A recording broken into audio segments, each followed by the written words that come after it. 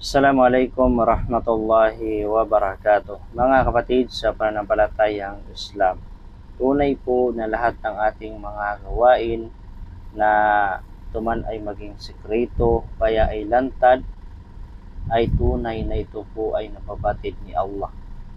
Pag tayo ay gumawa ng mga mungkarat, mga gawain ng mga masasama, o di kaya ay tayo ay gumawa ng mga kabutihan na pagsamba sa Allah subhanahu wa ta'ala, ay tunay po na nababatid ni Allah. Ibig sabihin ay alam ng Allah ang lahat ng ating mga gawain.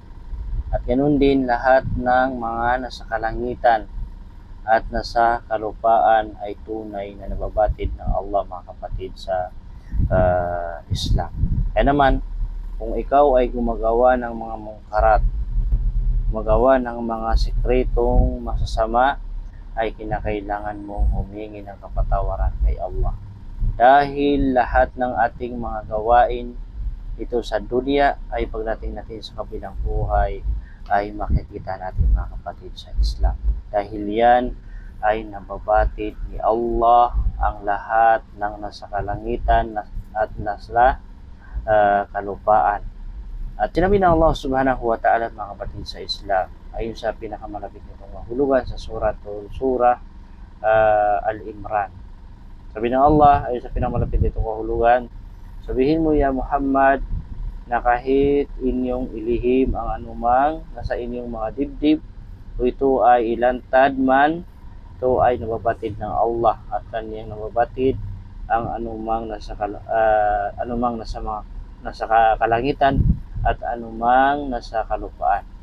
At ang Allah ay may ganap na kakayahan sa lahat ng bagay. Masya Allah. Kaya kapatid sa pananampalatayang Islam, na kailangan mong matakot kay Allah, na kailangan mong katakutan si Allah, gawin kung anuman ang kaniyang mga ipinag-uutos. So tayo bilang isang tao ay alam natin kung ano yung mga gawain natin.